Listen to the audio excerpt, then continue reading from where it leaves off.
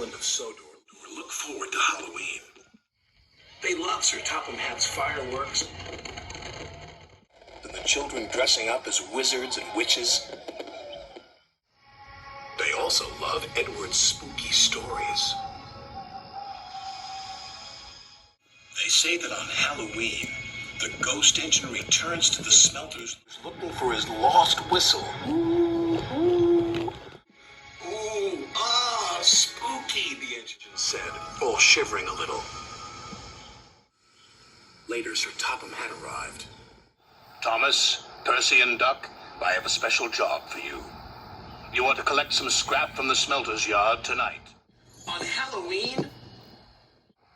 Don't worry. You will be back in time for the fireworks. Percy isn't worried about missing the fireworks, teased Thomas. He's a scaredy engine.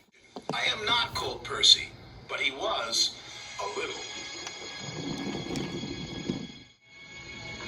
At the Smelters, all Percy could think about was Edward's ghost engine.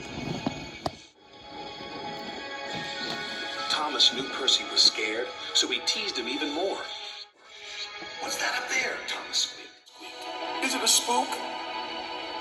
It's just a piece of twisted scrap, Percy said nervously. Isn't it? Thomas was having fun. He kept on teasing Percy. Careful the ghost engine doesn't get you, Thomas said. There's no such thing as ghosts, snapped Percy. Duck felt sorry for Percy. Nobody's brave all the time, said Duck. But I'm not a scaredy engine, Percy insisted. The job was nearly complete. Well done, the yard manager said. Now I'll need one engine to finish up. Duck wanted to pay Thomas back for all his teasing. Please, sir, he said. I'm sure Thomas wouldn't mind staying. Of course not, Thomas boasted. I'm not a scaredy engine. So Duck and Percy left.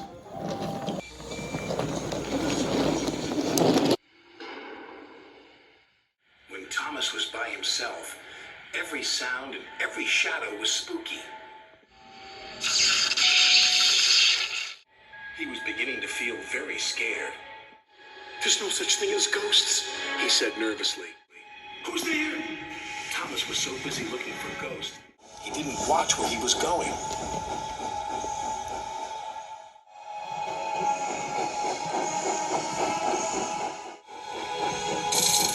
The chains felt like ghost fingers. Something's got me! Thomas wheeshed and set off an old steam whistle. The ghost whistle, said Thomas. And he raced away as fast as his wheels could carry him. The ghost engine is after me! It was naughty of Thomas to tease you, Percy, said Duck. He was only playing, said Percy. I hope he hurries up. I wouldn't want him to be late for the fireworks. He's after me! I don't think he'll be late, said Duck. Duck and Percy joined the other engines for the fireworks. Where's Thomas? Percy asked. He'll miss all the fun. It would serve him right after all his teasing, Duck said. But Percy was worried. He went to look for his friend.